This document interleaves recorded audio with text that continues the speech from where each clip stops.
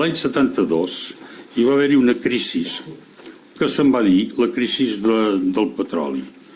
Va haver-hi una recessió profunda de debò. Bueno, era una cosa que les ventes ens van baixar a la meitat. Era una situació per nosaltres molt difícil, perquè en aquella època havíem fet inversions, el pare ens avalava els crèdits, teníem dificultats de tornar-les, era una situació, les ventes no hi havia manera, no sabíem què fer. Jo recordo que anàvem al banc per renovar una pòlissa i el director del banc ens deia: home, sí, bueno, posar la fàbrica val molts diners, però penseu que teniu l'hipoteca del personal.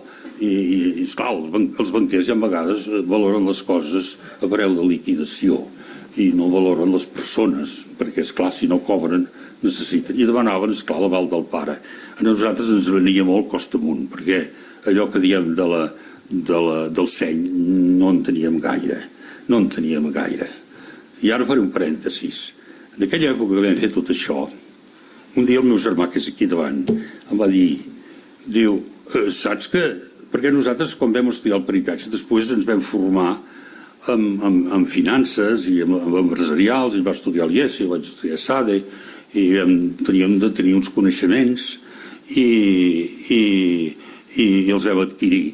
I llavors ens vam dar compte que aquell personal de la banca tenia raó, perquè quan treien els ràtios i feien un anàlisi del balanç i el compte de resultats de Can Girbau, deien: aquesta empresa no és viable, això no funcionarà de cap manera. I llavors ens teníem d'espavilar anant a demanar amb altres bancs, crèdits petits, els proveïdors que ens ajudessin i 50 coses. I el Pere em deia: diu, tu creus que si nosaltres en aquella època haguéssim tingut els coneixements que tenim ara, l'empresa no existiria, segur, perquè no sabíem ni el que fèiem. I això va ser una realitat. I bueno, i existeix. I existeix. Per allò de la rauxa i el seny, doncs hi havia una colla de gent que tenien ganes de tirar endavant. Va arribar un moment que aquest client va representar un 25% de les nostres ventes. I va arribar un moment que aquest client va comprar, li anava tan bé que va comprar l'empresa líder dels Estats Units de la competència. I va dir: Girbau, ja ens espavilarem. D'acord amb el contracte, us comprarem tot l'estoc, durant un any us tornarem comprant, però no compteu amb nosaltres. Bueno, allò que diem que hi ha vegades, quan hi ha una situació fotuda, que et surt així, hi ha un fiasco d'aquests que diem, doncs hi ha vegades, va bé, surt reforçat. Què vam fer? Vam muntar la nostra pròpia empresa als Estats Units i al cap de 2 anys ja venia més màquines nosaltres que quan teníem el distribuïdor. Passem la paraula doncs a la Mercè. Per relligar una mica això que deia al final el Toni, que és una mica fent èmfasi amb la qüestió aquesta de l'organització, que jo tenia els apunts i surten al llibre, per tant no m'invento res, que als anys 70 ja es van organitzar els germans per àrees en funció de la formació, és a dir que això ve de lluny, igual que l'emprenedoria i tot plegat. Sí, m'he descuidat. Bueno, però ja ho dirà la Mercè, no pateixi.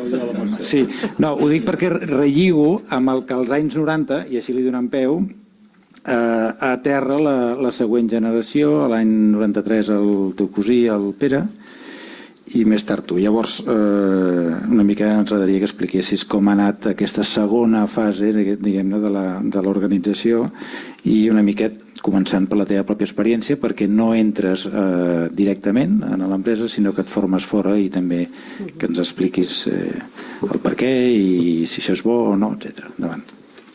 Molt bé. Molt bé. A la part que s'ha deixat Antoni, que jo penso que és molt interessant, que hi va haver un moment en què els 2 germans es van repartir molt bé cadascú la seva responsabilitat dins l'empresa, que això penso que és bàsic i a més tenien un compte d'explotació cada un i es facturaven internament un a l'altre. Un portava la part comercial i l'altre la part industrial. Penso que va ser molt important a l'hora que cadascú tingués molt clares les responsabilitats i poder veure una mica com anava cada àrea.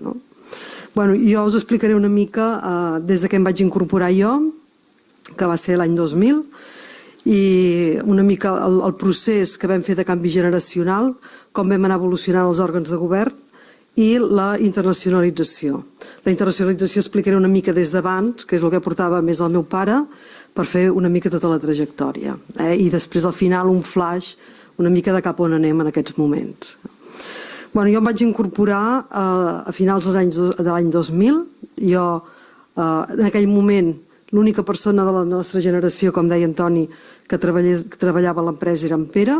En Pere havia fet enginyeria i va entrar directament a treballar per dissenyar un túnel de rentat, que fins a aquell moment no teníem un túnel de disseny propi. Per tant, ell va acabar la carrera i va entrar directament. Jo, en canvi, no pensava entrar a l'empresa familiar. De fet, vaig estudiar a ESADE. Quan vaig acabar vaig entrar a la banca, al món de la banca. Vaig estar treballant 13 anys a banca, primer a Barcelona, després a Madrid. De fet, a Madrid és on em vaig casar i vaig tenir els meus fills. I hi va haver un moment en què la meva filla era petita i no tenia temps quasi bé de veure-la i vaig decidir deixar la banca i dedicar-me als fills. I el meu pare, que sempre em venia al darrere, em va fer una oferta que no vaig poder dir-li que no. Em va oferir treballar mitja jornada des de Madrid, on teníem una delegació, portant temes de filials, de temes de control de gestió i de finances. I així va ser com em vaig enganxar a l'empresa. De mica en mica, cada vegada m'hi vaig anar ficant més. Així és com ells es van definir molt bé el lloc de treball. A mi no me'l van pas definir. I de mica en mica vaig anar provant coses i anar-me ficant en llocs. Anava veient que hi havia feina a fer. I al final, doncs, ja la meva dedicació ja no era de mitja jornada, ja era pràcticament de jornada completa. Viatjava bastant, havia d'anar a Vic, anar a l'estranger, fins que vam decidir traslladar-nos a Catalunya una altra vegada. I això va ser l'any 2007. Abans de traslladar-nos, jo crec que vam fer 3 coses, 3 passos que van ser molt importants. El primer va ser que amb en Pere vam fer un pla estratègic. El primer pla estratègic, diguem, que no era un pla estratègic, de fet, era un pla de successió. El meu pare en aquella època portava un paperet a la cartera, que anava traient de tant en tant, on tenia anotades totes les dates en què els directius es jubilaven. I, de fet, el meu pare, el meu tio i la meva tia estaven tots pels volts dels 70, vol dir que ja tenia una certa edat, i els directius, en 3 anys, pràcticament es jubilaven tots. Es jubilava el director comercial, el director tècnic, el director financer, el director d'informàtica. Amb informàtica no us ha explicat Antoni, però havíem set pioners. Sí. I ho deixarem per un altre dia. I, de fet, teníem una part del sistema informàtic que era fet a mida i l'havia fet aquest director financer. Per tant, aquí teníem un gran repte. I el primer pas va ser fer aquest pla de successió. El segon pas va ser decidir canviar el sistema informàtic per tenir una informació més clara i situant-nos. Ells ho portaven des de sempre, però els que arribàvem de fora doncs ens costava molt més situar-nos a l'empresa. I buscar un sistema informàtic ja més adaptat, que hi poguéssim anar introduint filials, que ja fos multillengua, en fi, un sistema estàndard. I el tercer pas que vam fer va ser crear el comitè de direcció. Fins aleshores, de fet, hi havia 2 administradors, que eren ells 2, s'ho parlaven tot entre ells, de manera molt informal, a més, i aquí el pas que vam fer va ser crear un comitè de direcció on vam estar solapant-nos les diferents generacions. Hi havia uns que anaven sortint i uns que anàvem entrant. I durant 2 anys hi va haver aquest solapament que va anar molt bé per començar a tenir informació més transparent, compartir-la, debatre alguns temes i, sobretot, anar traspassant el coneixement d'una generació a l'altra. I bé, en aquell moment, el 2008, en Pere i jo vam fer un pas endavant i vam agafar la direcció general. El 2008, que com tots sabeu, va ser el moment que just va començar la crisi i ens va caure una gran patacada. En 2 anys van baixar les vendes un 40%. Jo suposo que vau passar molts nervis en aquella època. De fet, ens van deixar fer força, hem de dir que ens van deixar el nostre espai. Evidentment, ells estaven molt al corrent de tot el que passava. I la família vam decidir, en aquella època, no fer una retallada forta de persones, no vam despedir, vam fer alguna regulació temporal, però no vam acomiadar, i en canvi vam continuar invertint en nous productes, vam tenir una línia de secadores durant la crisi perquè vam dir hem d'ocupar la nostra gent, treballs que abans es feien a fora els vam tornar a fer dins, i vam continuar invertint també en mercats i obrint filials. Jo penso que va ser una bona decisió perquè després, a partir del 2010, vam començar a créixer i hem continuat creixent des de llavors. He de dir que ens van deixar una empresa molt, molt sòlida. Era una empresa ja en aquell moment molt capitalitzada, arrel de la crisi dels 70, amb tots els problemes que vam tenir amb els bancs, es va decidir que el creixement s'havia d'autofinançar. Per tant, era una empresa molt capitalitzada, sense endeutament, una empresa que tenia un bon producte, com ha explicat Antoni, molt ben posicionat, i teníem ja una xarxa comercial important de vendes i de servei postvenda. Per tant, diguem que els deures que tothom deia que s'havien de fer, a Girbau ja s'havien fet abans de la crisi, i això va fer que la crisi servís una mica per fer alguns canvis que s'havien de fer, sobretot a nivell organitzatiu, jo diria, i fer una empenta endavant. Pel que fa als òrgans de govern, en aquella època, he deixat de dir una cosa, el 2010, aprofitant que fèiem 50 anys a l'empresa, vam voler fer un acte d'homenatge als sèniors que diem, en Pere, Antoni i la Teresa, i van fer un acte amb tots els treballadors, amb les famílies, hi havia molta gent, unes 700 persones, i sense haver-nos-ho proposat va ser una mica l'escenificació del canvi generacional. I a partir d'aquell moment ells sempre diuen que a partir d'aquell acte els vam fer fora, però jo diria que no va ser ben bé així, però sí que a partir d'aquell moment van anar deixant el comitè de direcció i es van centrar més en el Consell d'Administració. També en aquell moment ens plantejàvem si entrar algun extern en el Consell d'Administració, però el Consell d'Administració, això no ho ha explicat Antoni, però des dels anys 90, em sembla que va ser, van crear un Consell d'Administració que estava format per la família, bàsicament. Hi havia algun directiu que tenia alguna participació també, però bàsicament érem ells tres, els tres sèniors que diem, més els 7 cosins, la següent generació. I aquest Consell d'Administració, si bé era molt informatiu, perquè com podeu imaginar ells eren els empresaris i feien i desfeien el que volien, però sí que va servir perquè la nostra generació ens anéssim vinculant a l'empresa, anéssim coneixent i anéssim estimant l'empresa. I ens reuníem un cop al mes, 10 cops l'any, 10 o 11 cops l'any, vull dir que al llarg dels anys vam anar adquirint el coneixement de l'empresa. I ens plantejàvem entrar algun conseller extern, però veiem que no acabava d'encaixar. I per una mica teníem la necessitat també de tenir un fòrum de debat amb gent experta que no vingués del nostre sector però que ens pogués aportar noves idees. I aquí vam decidir crear el que anomenàvem comissió assessora, que estava formada, com deia Antoni, estava formada per en Pere i per mi, que érem els que treballàvem, però hi havia en Joan, el meu germà, i en Ramon, el meu cosí, el germà d'en Pere, i una persona externa, que a la llarga van ser 2 externs. En aquesta comissió no preníem les decisions, però sí que debatíem els temes estratègics, els preparàvem i després els presentàvem al Consell, on es prenia la decisió. I això ens va ajudar bastant, sobretot a ordenar coses, a tenir debats estratègics, i normalment el Consell ens aprovava els temes perquè estaven ben preparats.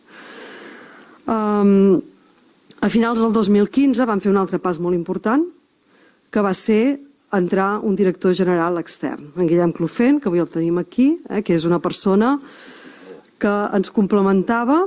Vam buscar una persona que vingués, que tingués un bagatge amb empreses industrials, empreses familiars, empreses internacionalitzades, que tenia experiència amb Xina, per exemple, que era un dels focus que teníem, que volíem atacar i que en canvi nosaltres no teníem prou experiència, i alhora vèiem que teníem moltes oportunitats en el nostre sector i no teníem temps per dedicar-nos-hi. Per això vam decidir fer aquest pas, va entrar en Guillem porta el dia a dia de l'empresa i en Pere i jo ens hem centrat més en temes estratègics, temes de creixement inorgànic, temes d'innovació, de noves tecnologies, explorar, definir el futur, cap on podem anar. No?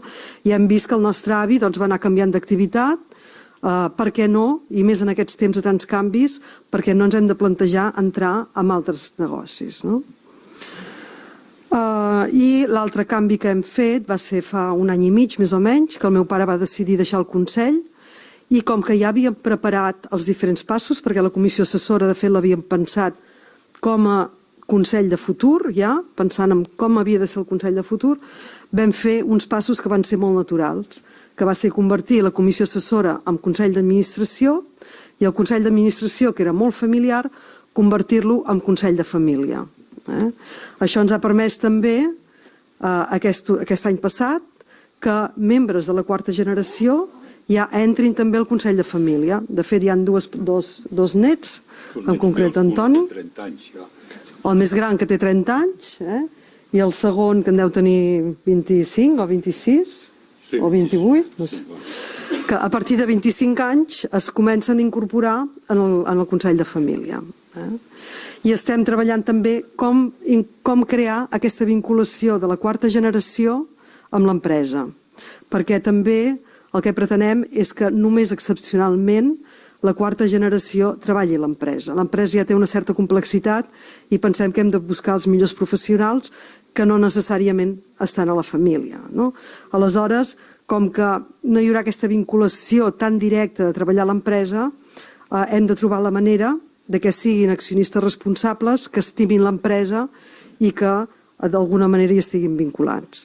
I una de les activitats que hem fet recentment, ja treballant en aquest Consell de Família, ha estat coincidint amb una fira internacional del nostre sector a Milà.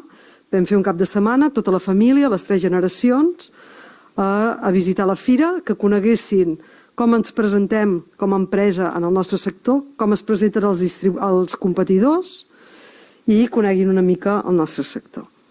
I alhora que la quarta generació es coneguin entre ells, perquè tampoc tenen aquest coneixement com havíem tingut la nostra generació. I ha estat una bona experiència, ells ho valoren molt positivament i de fet estan demanant quan serà la pròxima trobada. Hem fitxat la Mariona, que també està aquí avui, una persona d'aquest món de la innovació. Portem un any treballant amb això, encara no, i comencem a veure ja algunes possibilitats i qui sap si en el futur, en comptes de dedicar-nos sobretot a fer màquines de rentar i subministrar solucions als bugaders, ens dedicarem a altres negocis. I estem molt enfocats també a les persones. De fet, estem treballant i és molt important per nosaltres que els nostres col·laboradors se sentin orgullosos de treballar a Girbau. Això va una mica amb l'ADN, ja va ser l'avi que tenia aquesta sensibilitat social i per les persones, ja va crear un economat, ja la gent cobrava el 100% del sou quan estava malalt, i els sèniors, Antoni, Pere i Teresa també sempre van tenir molt aquesta sensibilitat. Jo aquí remarcaria la feina de la Teresa, que portava l'àrea de personal, que en dèiem en aquella època, i que sempre tenia molt en compte la persona, no el treballador sinó la persona, amb tot el que això comporta, la família, l'entorn, la motxilla que portem cada un de nosaltres. I en aquests moments també estem creant aquesta comunitat, ara en diem, i el nostre repte és transmetre i mantenir aquests valors a les noves generacions, els nostres valors d'honestedat i compromís, d'empatia i vocació de servei, alhora que volem fer un projecte ambiciós, tenir una proximitat amb la gent, la feina ben feta i l'esforç. I sabem que l'empresa canvia i canviarà, és igual que nosaltres canviem com a persones, quan som petits som d'una manera, de fet cada 7 anys canviem totes les cèl·lules i no per això canviem la nostra identitat. Llavors nosaltres veiem que l'empresa canvia i evoluciona, però el nostre repte és mantenir sempre l'essència de Girbau. Si em permets, aprofito l'avantatge de ser aquí per fer una pregunta que té a veure amb una cosa que a mi m'ocupa normalment professionalment, que és això del pas de deixar només fa 2 anys la línia directiva directa com a directors generals i passeu a consellers delegats. Abans has dit que quan veu aterrar vosaltres, els sèniors, o quan veu aterrar amb projecció d'anar pujant a l'empresa, els sèniors ja tenien al voltant dels 70, o no, quan veu fer una mica el canvi. Clar, vosaltres el feu molt més joves, gairebé, estem parlant de 20 anys abans, i clar, sou els propietaris, sou els, diguem-ne, els continuadors, i en certa manera deixeu anar una mica deixeu corda perquè hi hagi altra gent i vosaltres poseu un graó. Això no és fàcil, crec jo, però com ho heu viscut aquests 2 anys? Funciona, no funciona? Esteu contents? Personalment, què en penses? A veure, jo primer que no crec que ens jubilem tan tard com els nostres pares. Però, a veure, jo evidentment encara no tinc pas ganes de jubilar-me. Hi va haver un moment que vam veure que hi havia moltes oportunitats i que no teníem temps de dedicar-nos-hi. I jo penso que ha estat un pas molt positiu. Sempre hi ha ajustos que s'han de fer i no tot és fàcil, no tot són flors i violes, però penso que és important tenir aquest espai i aquest temps per aixecar la vista i veure una mica què està passant a fora. Havíem estat molt, molt enfocats a dins, vam viure moltes coses al mateix temps, el canvi generacional, la crisi, molts canvis, i hi va haver un moment que vam començar a aixecar el cap i vam veure que havíem de mirar una mica més lluny. Llavors és molt important tenir, jo penso, una visió molt més a llarg termini, que vagi molt més enllà del pla estratègic. Si fas un pla estratègic a 3-4 anys, nosaltres hem d'estar pensant ja en els 4 anys següents o els 10 anys següents. I amb el dia a dia l'empresa és complexa, ja té, encara que som petits, però tenim una complexitat molt gran, tenim desenvolupament de productes, tenim moltes filials, tenim servei tècnic, tenim l'equip de vendes, en fi, és una empresa, les operacions ja també són complexes, hi ha moltes opcions en els nostres productes. Per tant, quan estàs molt en el dia a dia, o ets un ser extraordinari o no tens temps de fer-ho tot. Llavors, jo penso que això pot ser molt positiu pel futur de l'empresa. Jo volia dir alguna cosa també, afegint el que tu dius. Jo crec que una empresa, i més una empresa com la nostra, que té una projecció internacional, perquè si no podem competir, nosaltres tenim un 5% més o menys del mercat mundial. Llavors, el que procurem és que no baixar d'aquest. Si aquest mercat creix un 3%, nosaltres hem de créixer un 4% o més. Hem anat a Xina també, perquè a Europa està tot fet, vull dir, els hospitals, els hotels, tot. Xina s'està fent. Llavors hi hem de ser-hi, perquè la nostra competència és una inversió a llarg plaç. Llavors, amb això que deies, esclar, jo crec que una empresa, quan han passat 3 o 4 generacions, deixa de ser empresa familiar. És una empresa que l'han de portar professionals. La família hi ha de ser per mantenir aquests valors dels fundadors i mantenir l'empresa en aquest sentit, però realment es va professionalitzant. En aquest moment, el comitè de direcció de Girbau, la gent que hi treballen sempre han entrat, la majoria, després que nosaltres ens jubiléssim. Venen dins del comitè, hi ha algun que ve dels Estats Units, les reunions es fan en anglès, vull dir que els objectius potser són una mica diferents que una empresa familiar. L'empresa familiar és més conservadora, té uns avantatges, però realment a la llarga perdrà el tren, i és així, perquè el que per nosaltres és important és la continuïtat de l'empresa. Perquè hi hagi continuïtat a l'empresa no podem perdre percentatge de mercat. Si anem percentatge de mercat, malament rai. Llavors per nosaltres l'important és també autofinanciar-nos, o sigui, guanyar diners com a mínim per poder financiar aquest creixement, i aquest creixement no pot ser inferior, diríem, al creixement del mercat del turisme. I això és el que hi ha, i en aquesta fase estem. És així, vol dir que si hi ha algú de la família que és molt bo, ja l'anirem a buscar, però no necessàriament el de família ha de tenir càrrecs executius. Jo diria que